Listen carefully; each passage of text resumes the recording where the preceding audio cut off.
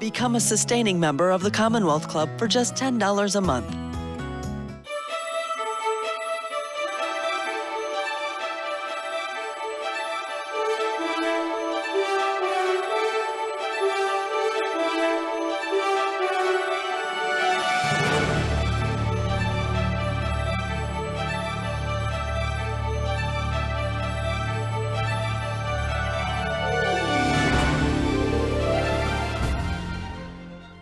Hi, hello, and welcome to today's virtual Commonwealth Club program. I'm Jose Antonio Vargas. I'm the founder of Define American and the author of Dear America, Notes of an Undocumented Citizen. It's my pleasure, my profound pleasure, to introduce you to my dear friend, Maura Aarons-Mele. Maura! Hello. Maura is a self-described extremely anxious overachiever and host of the Anxious Achiever podcast for LinkedIn Presents. If you are not listening to it, I highly implore you to listen to it and send it to the HR people at work so that you can actually pass it around all the coworkers that would benefit from it. We are here to discuss her new book, The Anxious Achiever: Turn on your biggest fears into your leadership superpower. This, by the way, is followed by this book, Hiding in the Bathroom: How to Get Out There When You'd Rather Stay Home. I'm bringing this up because over the past decade now, Maura, I think I would take a photo of myself in the bathroom at some public event and I text it to you saying how much I love this book. We are here, though, to discuss the new book, The Anxious Achiever. Please go get it. So, Maura, welcome back to the Commonwealth Club.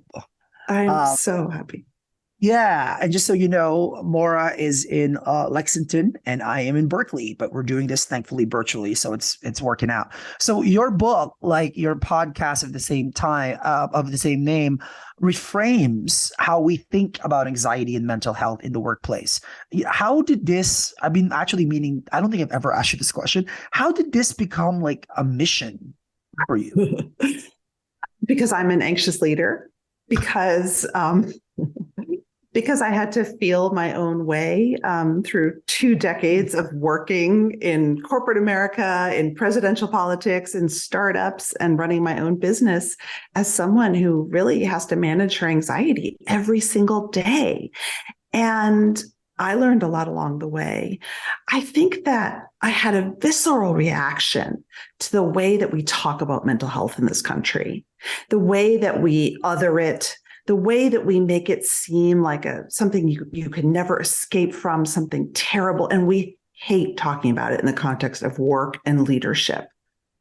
And the truth is, there are so many millions of us who manage mental illness, mental ill health, bouts of anxiety. We're doing just fine. Thank you. I have to say, by the way, because this is actually what struck me, because I think it's actually, even within my own like Filipino immigrant family, it's been fascinating watching my nieces and nephews who are like late teens, early 20s, have more language for mental health, but in a kind of personal, familial setting, but not in a work setting. Mm-hmm. So can you talk to us about that? Like, how do you think about the development of talking about mental health issues like anxiety, for example, in the workplace? Like, where are we when it comes to that? Is this something that we're seeing more of? Are we like at the precipice of it? Like, where would you categorize it? I mean, the pandemic gave us a real kick in the pants, right? I mean, I think if there was any silver lining for this horrible experience, work had to fast forward about 20 years in about a month. And it's interesting. Language is really important. When I interview people on my show, I can't tell you how many of them say, when I was growing up, I didn't have the language to express how I felt. I didn't have the language to express that I was feeling anxious, that I was feeling depressed until a few years ago, almost by accident. And the good news is that younger people are by and large growing up with that vocabulary and that sense of social emotional sort of literacy that we don't have emotional or mental health literacy. And so we're working on that personally. And I would say at work, we're like an 7 or an 8-year-old. Like, we're definitely thinking about it, but it's very confusing and we really have a hard time talking about it. I mean, it's funny you say that because reading through the book, I think that was one of the first things that I remember like circling something and I put in the margins like, oh, like you are actually giving us a new vocabulary here.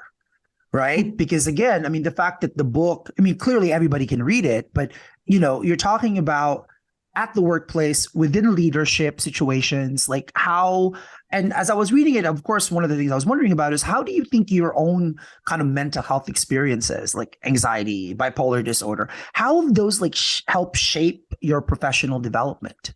I mean, totally. I just want to say one thing. I mean, people have been talking about this stuff in leadership context for decades, but they tend to dance around scary words like anxiety, like depression, like bipolar disorder. We've been talking about how leaders can know themselves, how leaders can be empathetic. Like we use the framework. Mindfulness is very, very big, right? Especially in the tech sector, but we don't actually talk about what's causing us all the turmoil, all the reactions, all the situations we get ourselves in. And I think if I do anything differently, it's that I actually name it and ask people to think about that.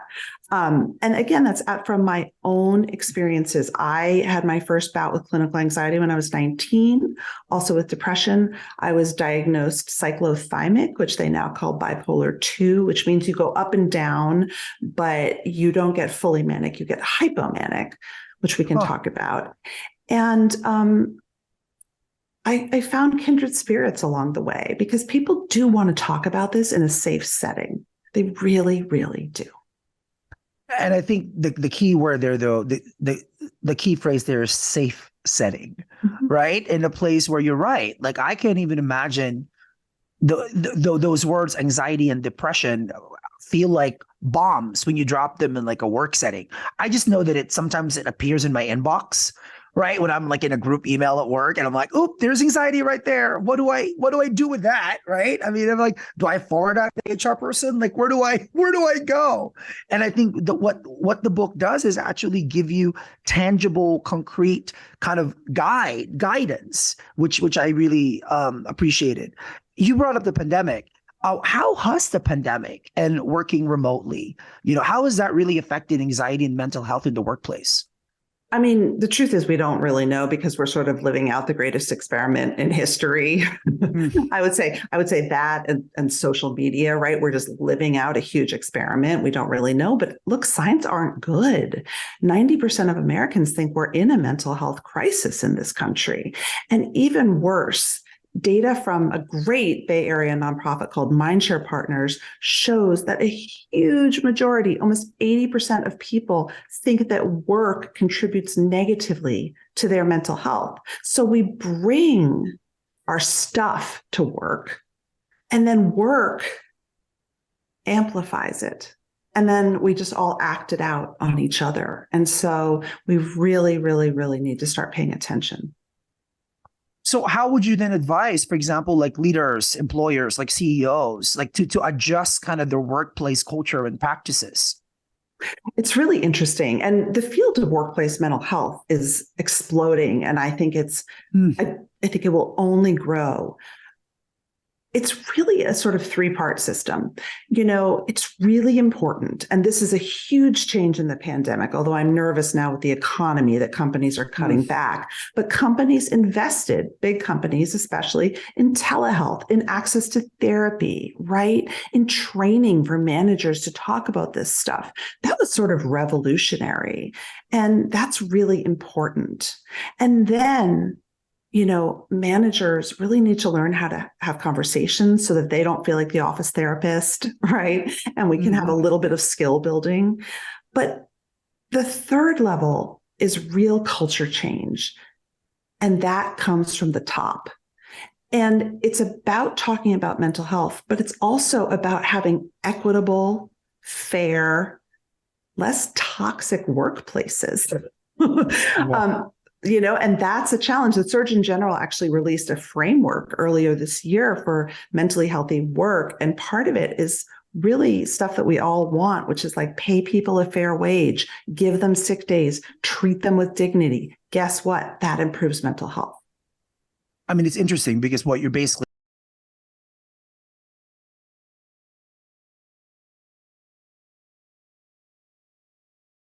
There you go. Don't be sexist. Don't be racist. Don't be all those things actually are part of the equation here when we're talking about mental health, the workplace. Yep. You encourage leaders because I've seen this. I've seen you do this. And if you listen to the podcast, that for me, that's actually what's one of the great things about it is like listening to people putting language and creating this kind of vocabulary, right? So you encourage leaders to tell their own mental health stories. Can you share some with people, especially with people that haven't listened to your podcast and now we will listen to your podcast? Oh, thank you. One of my favorite stories recently came from a man who has a really, really big job. His name is Jimmy Horowitz, and he is the vice chairman for business affairs at NBC Universal. You may have heard of it. It has a $47 billion market capitalization, giant entertainment news, Universal, NBC. And Jimmy's story is super fascinating because Jimmy, as he told me, is a business guy. He's responsible for the P&L of this giant company. And he went through clinical depression. And he said, the creative people, they're allowed to have more emotions. They're allowed to talk about mental health. They're creative. But I'm a business guy. I deal in numbers. And for me to talk about this was very scary because what if people lose trust in me? Right? We have so much stigma around this stuff. But he did talk about it.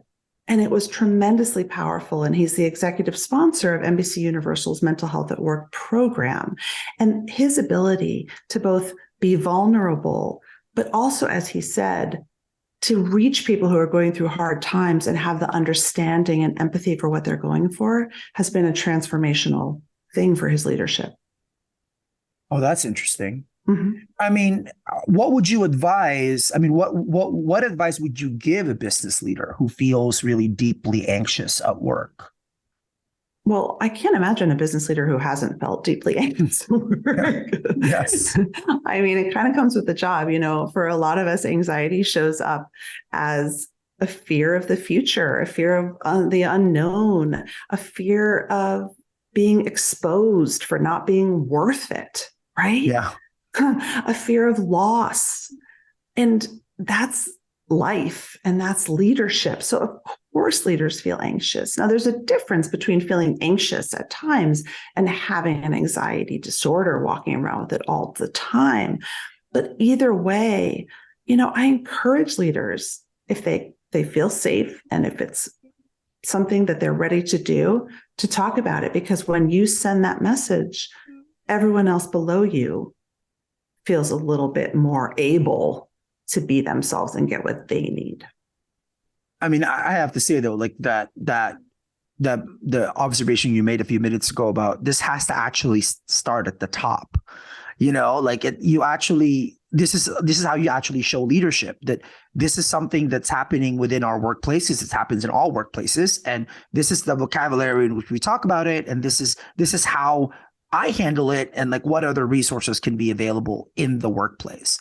So I kind of want to dig a little deeper into this because again, as I was reading the book, as you're giving us this vocabulary, I just want to make sure, how would you characterize an anxious achiever? An anxious achiever is a term of art that I made up, so there's no blood test. But,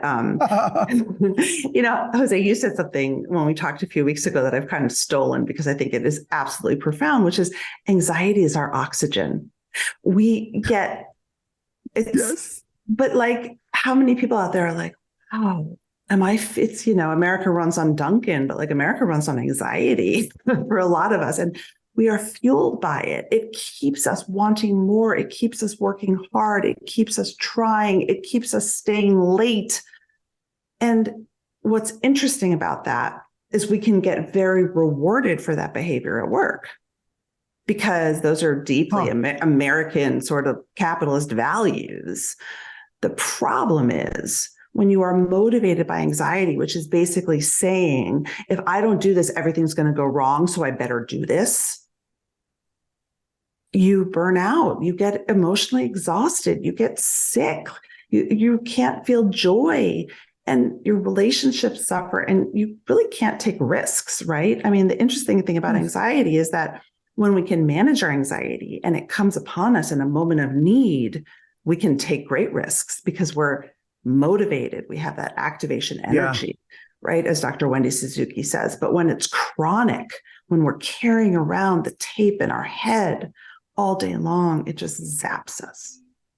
I have to say, by the way, and please, if you're watching this, we're going to take some questions later on, but please make sure that you ask those questions as we're talking. I remember we were sitting down when I said that to you, that anxiety is oxygen. And I think what I should probably unpack a little more is, for me, like, I'm so used to it that I almost as if I've made it its own thing, that I'm just like, okay, there's a drawer, right, under my desk here, and I'm just going to take my anxiety and just put it there and try to pretend like it's not there.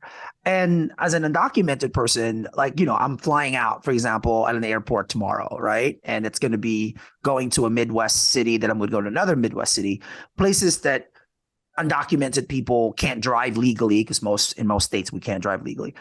So those are just the anxious things that I think about, but I try not to think about, oh, that's going to put me in this situation, or that's the risk I'm taking. So I just kind of take it and make it a ball and put it in this shelf, or put it in this compartment, right? And that's when I said that to you, I don't think I've actually ever even said that to another person. But yeah, it's like oxygen, and then this gets back to your book, is what are the pitfalls of that? Like, what are the pitfalls of anxiety? I mean, Jose, I just want to say something. First of all, I mean, I think the drawer is a really good coping mechanism. A lot of therapists would be like, yeah, good job. You're compartmentalizing. You're putting that anxiety away. That's great. But I want to say that the anxiety that you must have grown up with and that you carry around as an undocumented person is something that I can't even imagine. And there is so much data out there that people who have less privilege, less access, less status in society, of course, feel more anxiety. Yeah. Right. And so I just want to talk and think about that, because I think sometimes we think anxiety it's for women. We think it's for, young women in high school, because that gets a lot of press, but that's not true. And so that's, again, coming back to society and systems. It's really important. Yeah. What was your question? Sorry, I went. So, I mean, I was just wondering, like, I mean, I know for me, this question I was asking is like, what are I'm definitely anxious. It's oxygen. I'm definitely an achiever. But there are pitfalls to that. And, you've talked about like experiencing joy, right? Like how, doing this book, and I can of course recite some things, but I'd rather you talk about it. Like, what are the pitfalls of being an anxious achiever? I was sitting here before we went on, and I was feeling really sad. And I realized it's because yesterday my book came out, and it was a really exciting day, right? It's like your birthday. Yeah. And today was quieter. And then my Amazon sales were up and down. And I was sitting in my hotel room just now, and I felt completely anxious. What's next? Has this book failed? Who are you if this book doesn't meet your expectations?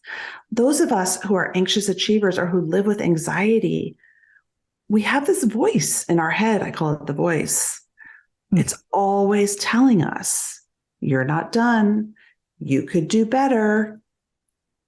Look around the corner. If you're not the best, why do it? And that's just a tremendous drain, right? It's just sort of like zapping us, or we might be running a to-do list in our head, or we may be worrying, oh, I shouldn't have said that in the meeting. And then that's all we can think about. And so psychologists call this cognitive interference. But if you think about it, the anxiety is like a whirring engine in your brain, and it cuts out space for other things. Takes up a lot of your CPU, and that kind of sucks. It's exhausting. On the other hand, when you're operating from a constant to-do list and a voice that tells you, I need to do better, you may push yourself and push yourself. I mean, I know for me, like sometimes I have to actually because again, you push, and you're like at the brink of that burnout thing. And then I have to then figure out how am I going to like how do I pull myself back? And I think that's where unhealthy habits, of course, start happening. Like I can't even tell you my addiction to peanut M&Ms. It's like, thankfully, that's the only thing I'm addicted to. But That's not the worst I've ever heard, by the way. but it's pretty bad, right? It's pretty bad. I'm like, why am I eating these peanut M&Ms again? Like, no, I'm not hungry. I'm actually not hungry. I'm just really anxious right now. And I'm here I am. triggered. I'm triggered, right? Uh, and so what are the common thought traps? You've mentioned some of them already. What are the common kind of thought traps for anxious achievers? I love thought traps. So thought traps are from Dr. David Burns, who wrote the legendary Feeling Good. And then they come out of sort of CBT therapy, which is that we get stuck in these cognitive distortions, right? And these automatic negative thoughts. When we're triggered, when we're activated and we're made anxious, we sometimes get stuck in thought traps, or we act out behaviors, right? So eating peanut M&Ms is a coping mechanism. That's a behavior. But a lot of us, when we're anxious, our head turns on and we think, oh my God, the boss just called a meeting for 9 a.m. tomorrow. I'm definitely getting fired. And then when I get fired, I can't pay my rent. And we just get stuck in a loop. And that's a thought trap called catastrophizing. We get stuck in all or nothing thinking, right? I made this one mistake, and so therefore I'm going to be punished. My son, Tom, Tom, if he makes a mistake in a soccer game, he's 12. He gets stuck in all or nothing thinking. Coach is going to be so mad at me. There's going to be a price to pay, right? It's that lack of perspective. And we get stuck in imposter feelings. We're triggered. I don't belong here. I definitely don't belong here. And so what happens is that these automatic thought traps become sort of habitual, right? For a lot of us, they almost feel good, right? If we assume the worst, maybe it won't happen. So if we just worry hard enough and think bad thoughts about ourselves or what's going to happen, it's almost preventative. And so a lot of what we talk about in the book is really how to break these habits, whether they're behavioral, like eating peanut M&Ms, or for me, I definitely am reaching for some vodka, and also trying to sort of like take a break between the stimulus and the thought trap. And that's really sort of classic CBT therapy. I have to say though, like even the fact that you're giving that language of, or, kind of bringing about this language of thought trap. When I read that, I was like, oh, that's what I'm on. I'm like in this loop that I'm like, running around in a circle, and I have to get out of it. Right. And this is another thing that I think is so useful, because again, words matter, right? How is anxiety different from fear? That's super interesting. Anxiety is different from fear. It's sort of similar, but fear can be reality based. Fear is, yeah, I see that truck in front of me and it's changing lanes. I got to slam on the brakes. There's an external threat. Whereas anxiety is the same threat appraisal system, except there may be no truck, and we may feel it because we have a meeting that we're really dreading, or we think that we said something stupid, right? It doesn't actually need to be based in reality. It's an emotion. Oh, that's okay. See, again, that's an interesting differentiation, because you're right. And I think sometimes the fear, of course, feeds into the anxiety, right? Like they're 100%. They're like cousins. Now, how can someone find out what triggers their anxiety? Like, is there like some sort of a more scientific system that I can be looking at and be like, okay, that's what's happening here? Well, I'm not a scientist. Sorry. After reading the book, I was like, okay. And I will say that the use of the word trigger, which has been used for many decades, a lot of people say activators instead, because trigger is obviously not a great word. But I do use it in the book. It's kind of classic. I really focus on your work triggers, but we're triggered all the time, and everyone's are different, right? They're based on our past experiences, our personal makeup, on all sorts of things. So what may trigger me doesn't trigger you. And a classic example is I always use this example because it's so visceral. You open up your email you see someone's name pop up and you instantly go, and you feel anxious because you're expecting bad news. You're expecting them to yell at you or whatever, right? That email was the trigger. I got a letter from the IRS today. And before I even opened it, I saw IRS in the envelope and I was like totally anxious. My brain went into a total thought trap. It went to a very dark place just by looking at an envelope. And people obviously activate us. And as we make a vocabulary, as we actually start naming these things, because again, this is why it's so important to that's why for me, the anxious achiever, like that's such a brilliant phrase, right? How can anxiety be our ally? Right? Which is another way of like, how can it actually work for me instead of against me? I mean, this is the thing. And I don't actually believe that anxiety is a superpower because anxiety can really suck. So sometimes I'm seeing headlines and it says anxiety is your superpower. I don't believe that. In fact, my friend Meredith Arthur, we did an episode and we sort of got in a little like fun fight about it. She's like, more anxiety isn't your superpower. You're your superpower. And I was like, yeah, that's really true. Because here's the thing. Anxiety is on a spectrum. At the bottom end is really terrible clinical anxiety, right? It's when you have really, really bad, maybe panic disorder, or you have phobias, or you can't leave your bed. I've been there. You have a panic attack. You end up in the ER. I've been there too. That is terrible. That needs to be treated. And if that is what you're feeling right now, I really want you to get professional help. In the middle of the spectrum is sort of moderate anxiety, which so many of us live with right now. Right. So many of us, we feel it. It's bumming us out. It's dragging us down. And then at the far end of the spectrum is anxiety that really helps us. The anxiety that you feel when you really care about something and you want to do a great job, right? Jose, you're about to go give a talk that you really care about. You're handing in the manuscript of your book. You're anxious about what your editor is going to say, but you're invested and you're motivated and you've got that energy because we need anxiety. Anxiety actually keeps us alive. But when we're stuck in that middle anxiety of like the moderate, just walking around with the tapes and the dread, here's what's the superpower. Not hiding from it, not automatically eating M&Ms, not automatically calling all your teammates and yelling at them or micromanaging them or controlling them or telling everyone in the room how smart you are. It's taking a beat and saying, I'm anxious. Wow, something really set me off.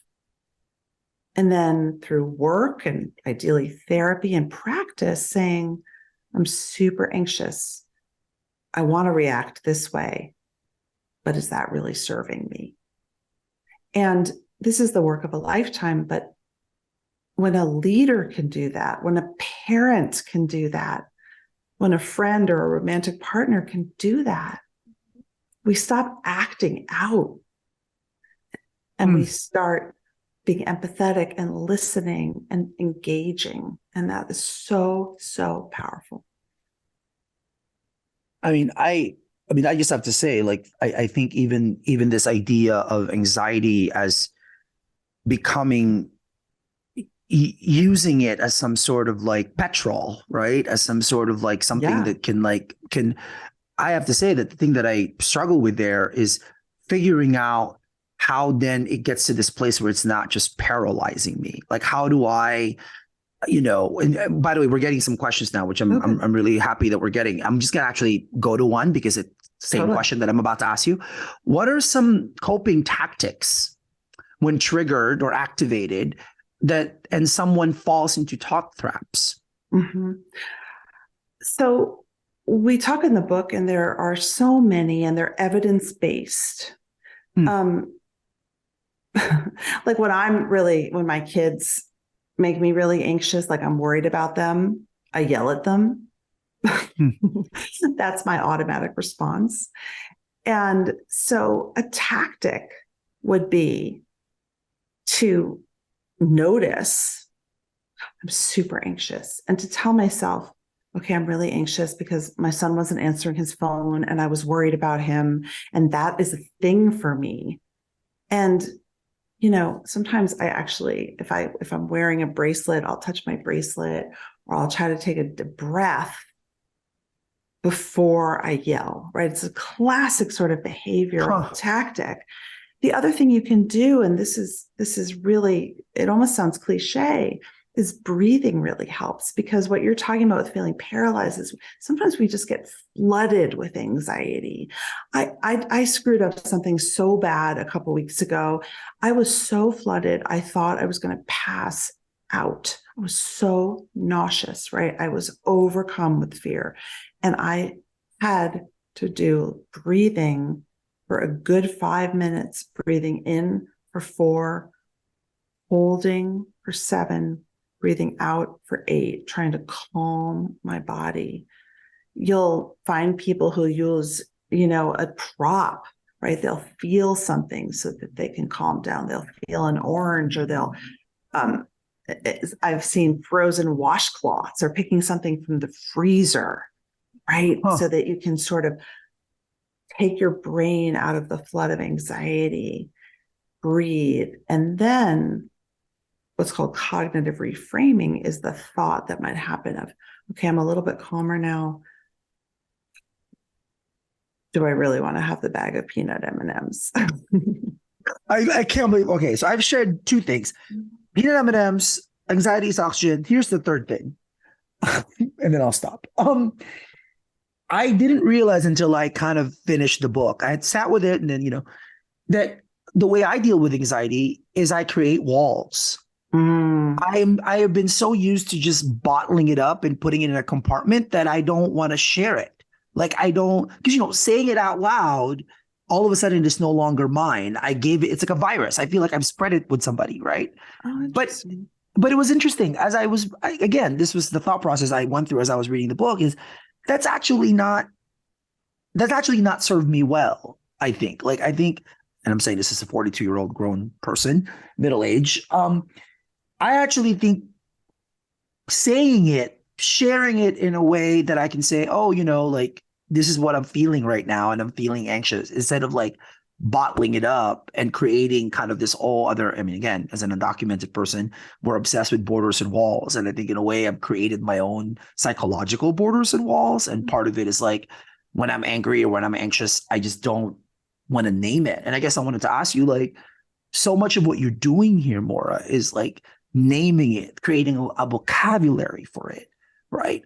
How do you think, for people like me who are in the beginning stages, outside of buying the book, the 2 books and the podcast, what else can we be exercising? What else can be a part of our kind of, a way of actually dealing with this in a way that's productive for us?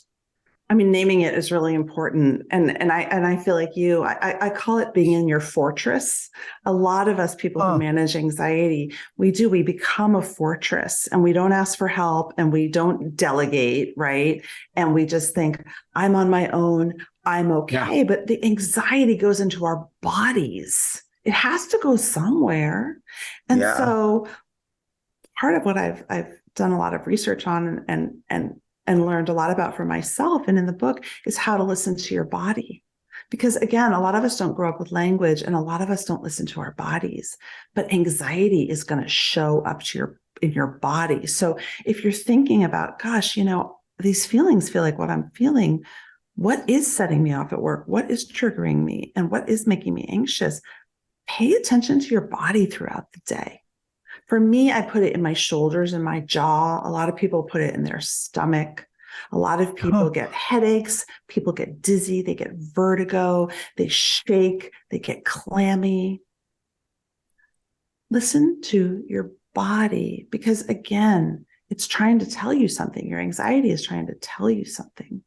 And something that I think is amazing, and I see my kids learning it in school, is that they are getting a bigger vocabulary for feelings. And they're becoming less scared of saying, I'm feeling this way. My daughter last night, she's 8, she said, Mommy, I'm really, really anxious and worried. And I thought, it is amazing. I'm sorry that you're 8, and I feel really terrible that you feel this way.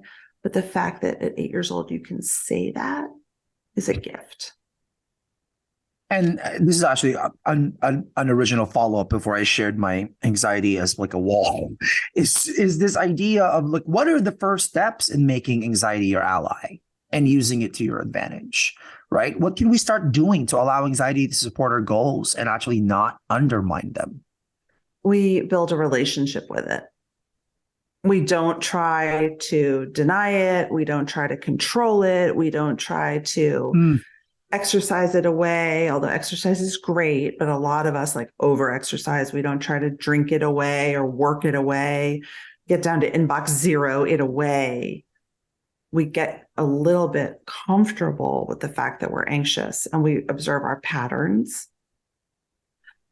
And when anxiety is your ally, you can say, okay, look, I know you're showing up for me right now because I'm walking into this new job and I'm feeling really, really anxious and it's really, really hard, but I care about this job.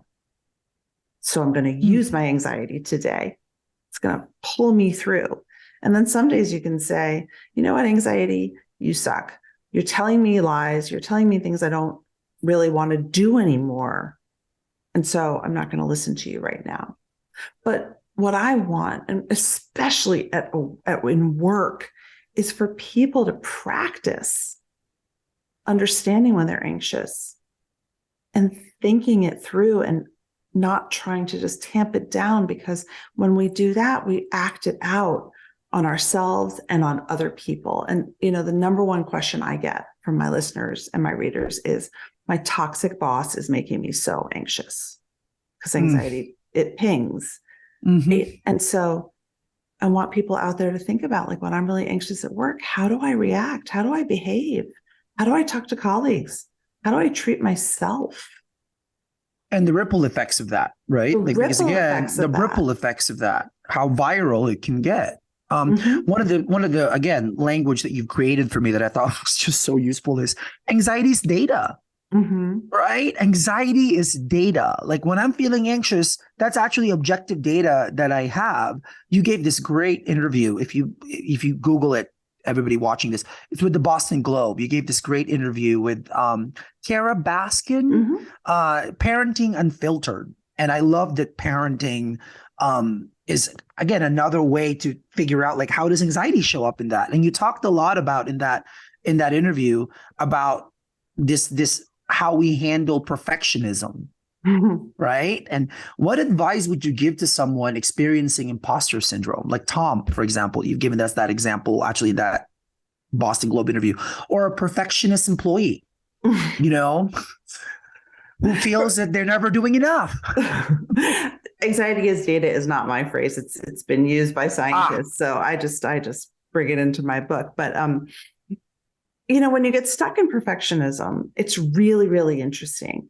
And one of the things that I talk about in the book is, you know, I try to be very action oriented and in the moment, but perfectionism is a long held habit. It's long held beliefs that are stuck in your brain. Yeah. And when we get into perfectionism, we're anxious that we're not enough.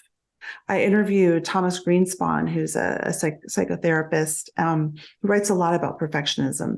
And my favorite quote from him is, if you could lose the anxiety of your perfectionism, you'd still do amazing, awesome work without the emotional turmoil that comes and burden that comes with the feeling that if I don't do this 100% right, it's going to be bad. I'm bad. I think that's so profound. And so something that has been really helpful for me is trying to reduce your emotional investment in your work or in outcomes, because that can really, really help, reduce the perfectionism. We actually have a few questions now from the audience. So I want to ask a couple more. I prepared some questions in advance of this. I have to tell you though, one of the things that really surprised me, it was surprising to me, is your deep inspiration from Abraham Lincoln. Can you talk a little bit about that? Yes. I learned so much from my podcast. And I always knew that Lincoln was melancholic, right? There's been so much written about it. And the Harvard Business School historian Nancy Kane came on the podcast because she studies crisis leadership. She studies leaders in crisis. And I asked her, how many of history's greatest leaders that you studied have had anxiety? And she said, almost all of them. We got to talking about Lincoln. Lincoln was clinically depressed. Lincoln had a lot of trauma. He was clinically depressed. He was anxious. And from the time when he was a young man, he built a support system who took care of him. Nancy told me, and there's a lot of books about Lincoln and his emotions, so you can dive in. I certainly went down many rabbit holes. He called his depression the hypo. And he would say, I feel the hypo coming on. I feel the depression coming on. And anyone who's been depressed can relate to that feeling where you start getting signs like, uh-oh, am I starting to get depressed? And he would tell people protected him. They hid razors from him because he had suicidal ideation. And, Lincoln never carried a pocket knife because he was anxious that he might use it. And the thing about Lincoln that's so instructive is that Lincoln wasn't a fortress. He didn't build walls. He brought in a team and he built infrastructure. And I find that incredible. Great leaders know themselves and know what they need. And it seems like Lincoln did just that. And of course, we know he was so empathetic. He was a masterful communicator. He was a masterful manager. And I do believe that a lot of that stemmed, and a lot of scholars believe this, from his deep, deep experience and exploration of his demons and his mental health. That's so interesting, because when I read that, I kept rethinking back to the Steven Spielberg film when Daniel Day-Lewis portrayed Lincoln. And you're right, like we actually got to see. I'm curious if Tony Kushner, who wrote the script, had read these books actually talking about Lincoln's kind of depression and his, because I actually now, it's one of my favorite movies because just the language around leadership of that movie is fascinating. But you're right. Like he built kind of an infrastructure, right? And even the way he dealt with his wife, Molly, was really interesting. Okay, before we jump into the questions from the audience, and we're getting a lot, which is great, I have to ask you this last question. So to avoid feeling overwhelmed or hopeless, you suggest people seek out what brings them joy. And I have to ask you, like, where do you find yours? Joy in middle age. I could write a whole book about joy in middle age or the lack of joy. But I actually think that consciously building in joy, and actually what's so interesting is that Lincoln did this too. Nancy Kane has written about this. Lincoln loved having his friends over for dinner. He loved going to the theater. He built in joy during the darkest time. And I think that, we think of self-care that gets such a bad rap. We think that finding joy and relaxation is a weakness in our culture. We always have to be producing, and I'm so guilty of this.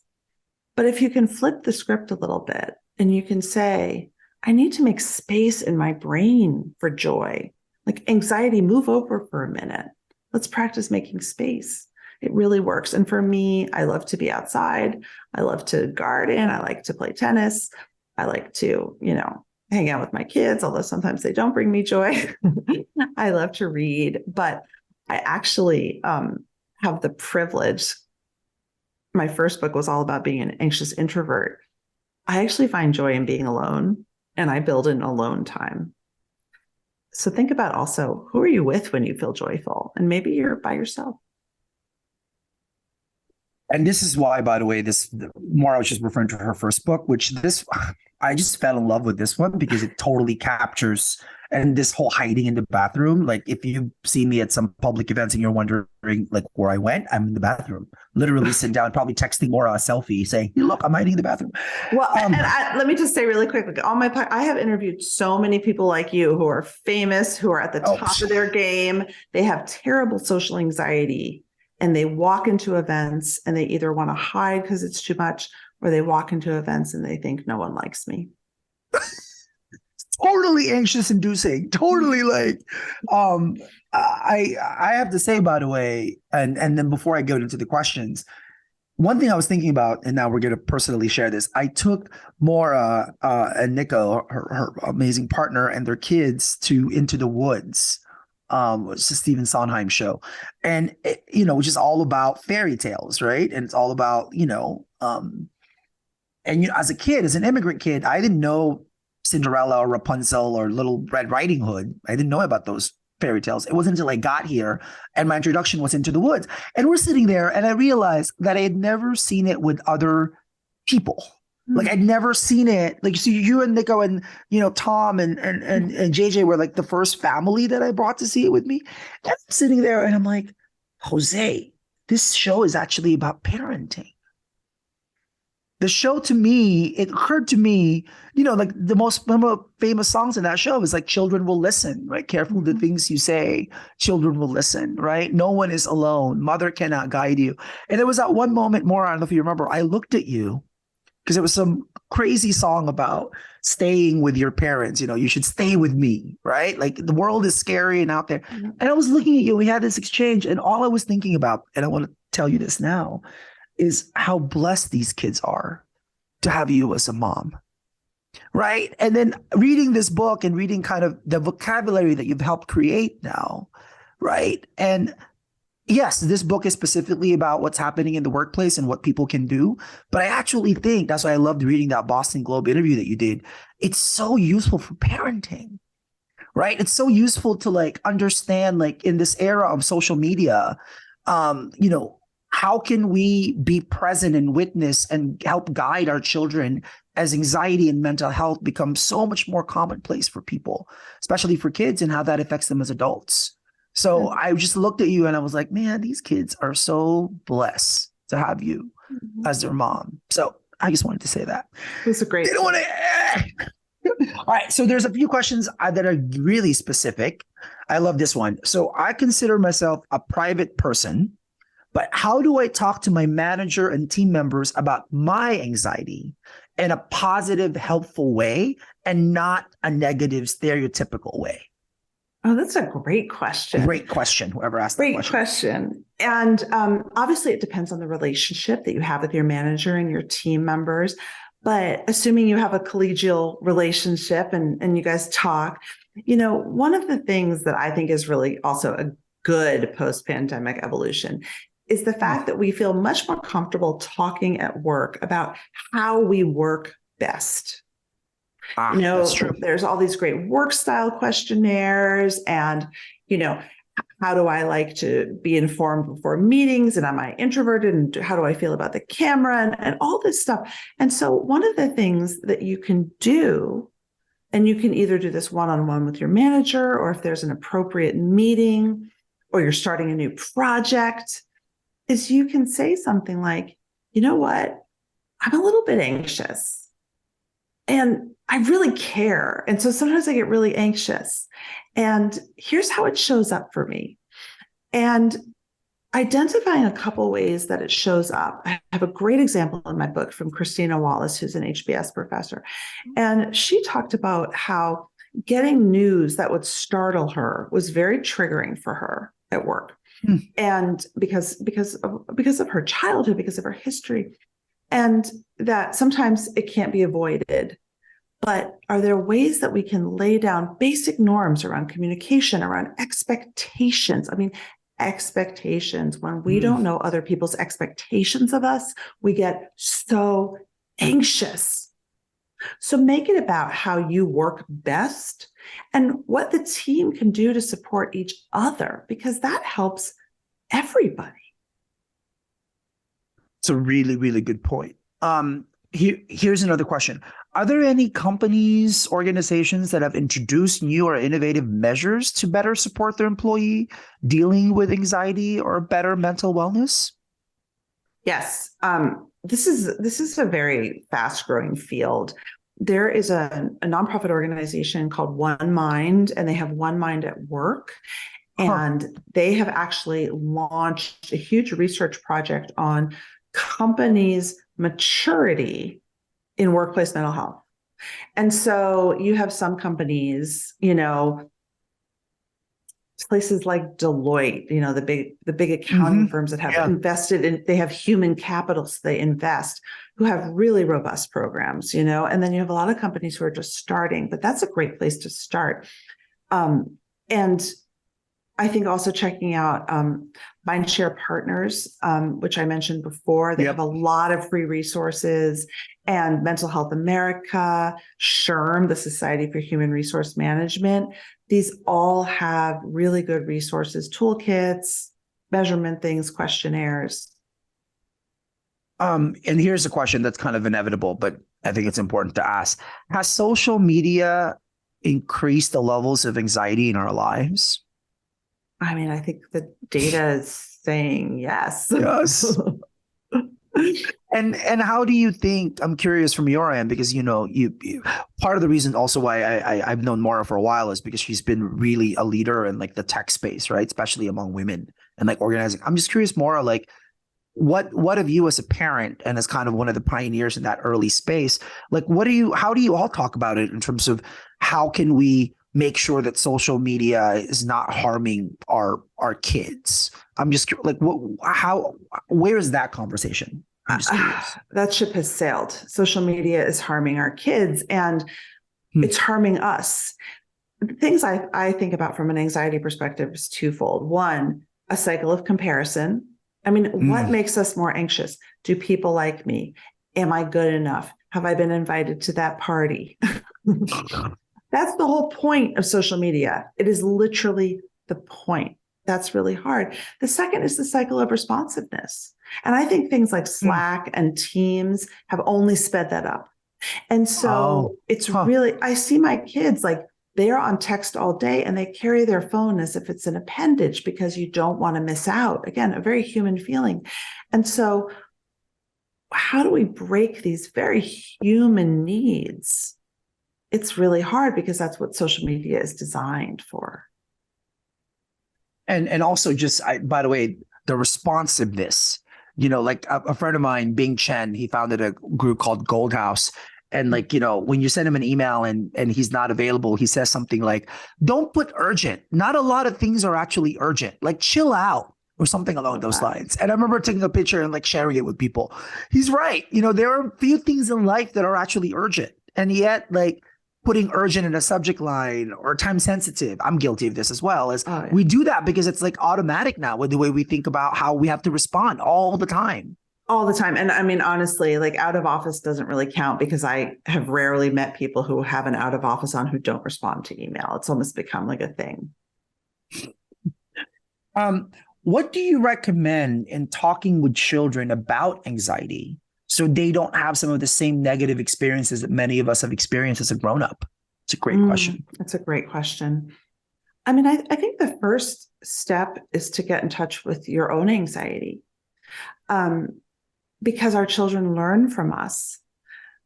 I have a son who's perfectionistic. Well, where did that come from? So you have to be. You're right. You're right. By the way, you're right. I wondered that. I'm like, where is that coming from? Like, who told? So you have to look at yourself, and I think there are so many resources out there that help kids. But honestly, one of the most powerful things kids can do is learn to identify their own feeling states and talk about it. And you'll see a lot of schools have red, yellow, green, blue. That stuff really helps because it builds that mental health literacy. And like any other kind of literacy, you start early, you check in a lot, and it grows as they get older.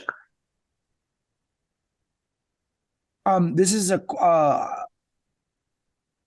Here's a great question about breathing. You've mentioned breathing, but are there other resources or organizations that you recommend in learning more how to better understand how to live with anxiety?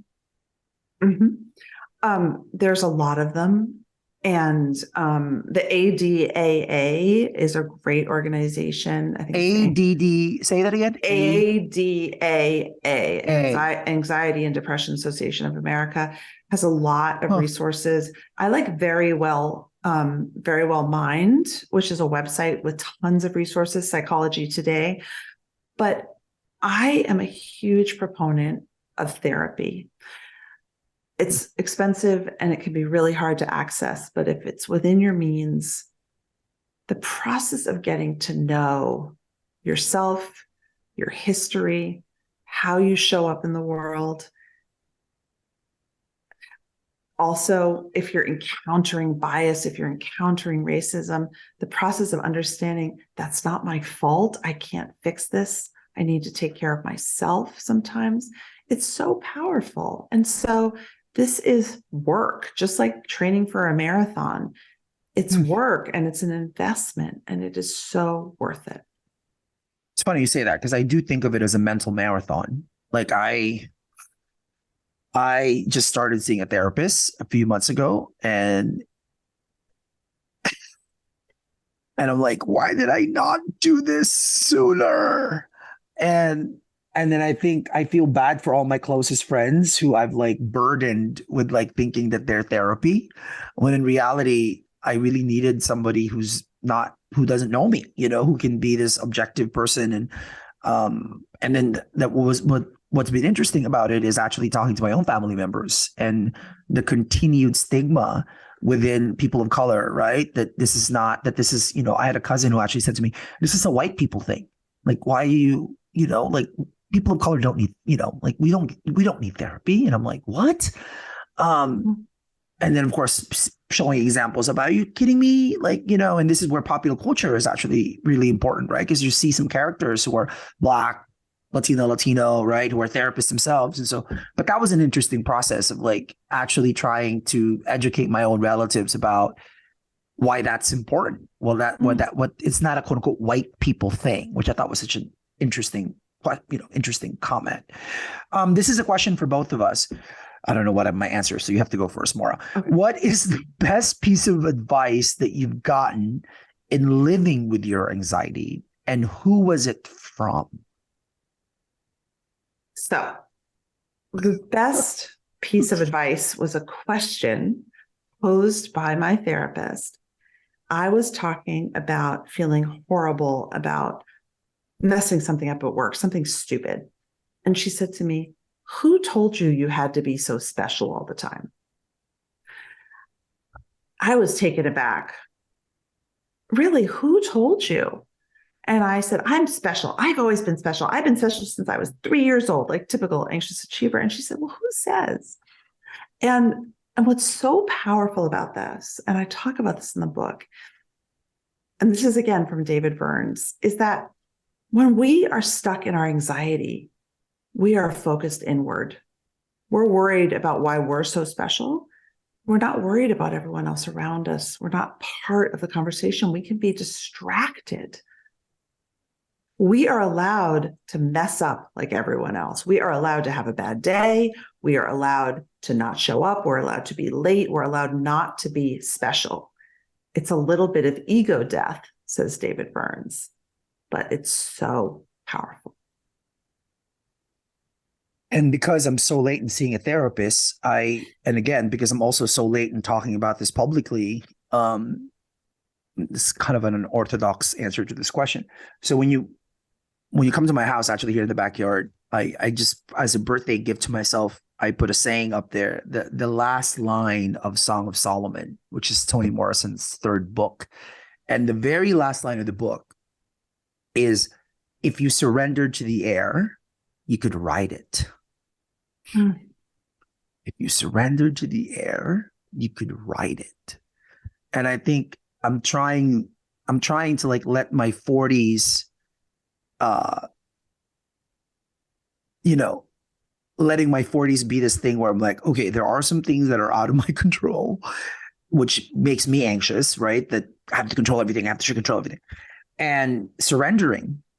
Like, when do I know, that I've done enough, that perfectionism doesn't exist, right? That thankfully, this is too morbid, but it took me getting arrested in Texas and detained like almost 10 years ago now for me to stop being anxious about the government, which is kind of a weird thing to say. Like, it wasn't until I was detained in a detention center, which is a jail cell, that I stopped being fearful of this government.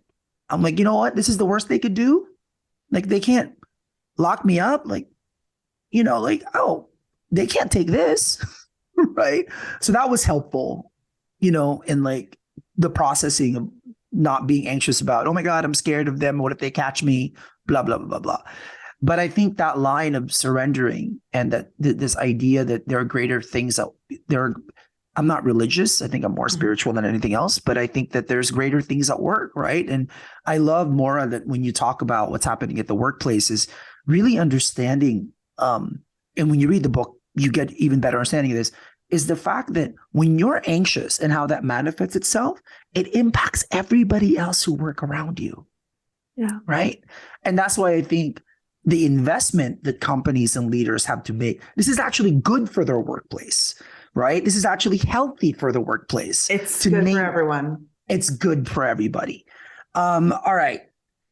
This is a great question from an audience member.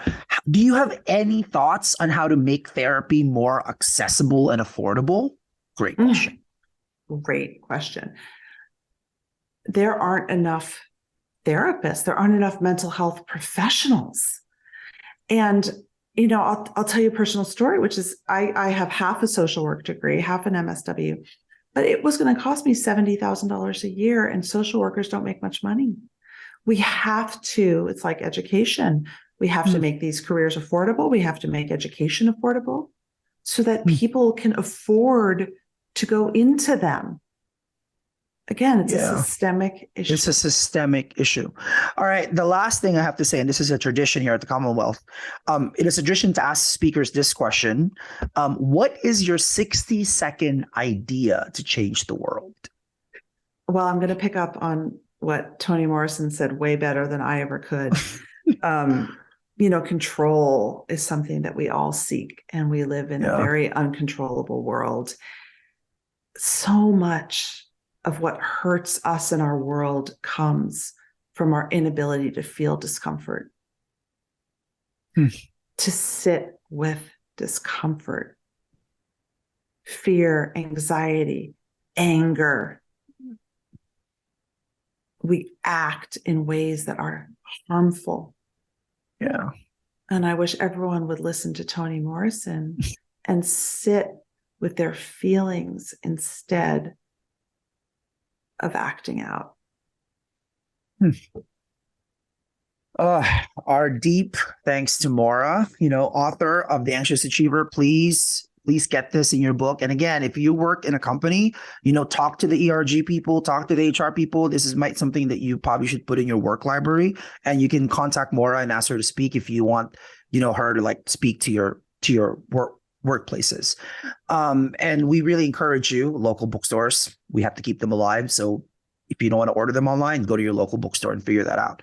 If you'd like to watch more programs or support the Commonwealth Club's efforts in making virtual and in-person programming, please visit commonwealthclub.org/events. Again, commonwealthclub.org/events. I'm Jose Antonio Vargas. I would be remiss if I didn't tell you I'm producing a Broadway musical called Here Lies Love. David Byrne, Fatboy Slim. Check it out. HereLiesLoveBroadway.com. Thanks again, Maura, my dear friend Maura. And thanks to everybody. Thank you for spending time with us, and take care.